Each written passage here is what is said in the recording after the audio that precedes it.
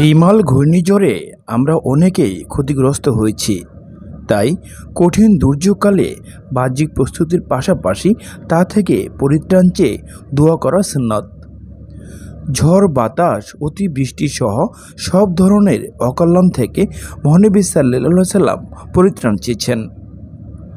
হাদিসে এসেছে, আয়েশা রাদিয়াল্লাহু আনহা বর্ণনা করেছেন, রাসূল সাল্লাল্লাহু আলাইহি সাল্লাম প্রচণ্ড বাতাস দেখলে এই দোয়া পড়তেন: হে আল্লাহ, এই প্রচণ্ড বাতাস যেসব কল্যাণ ও উপকার নিয়ে এসেছে তা আমি আপনার কাছে চাই।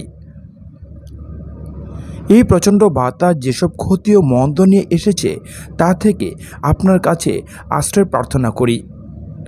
অন্য হাদিসে আব্দুল্লাহ ইবনে উমর রাদিয়াল্লাহু আনহু বলেছেন, নবী সাল্লাল্লাহু আলাইহি সাল্লাম যখন বজ্রের আওয়াজ শুনতেন তখন এই দোয়া পড়তেন: হে আল্লাহ, আপনি আমাদের আপনার গজব দিয়ে হত্যা করবেন না, আপনার আযাব দিয়ে ধ্বংস করে দেবেন না, বরং এসবের আগেই আমাদেরকে পরিত্রাণ দিন। তিরমিজি, হাদিস নং 3450।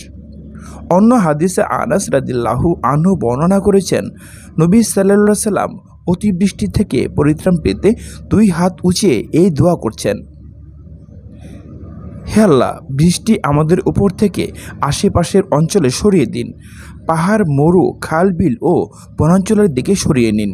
বুখারী, হাদিস নং 1013।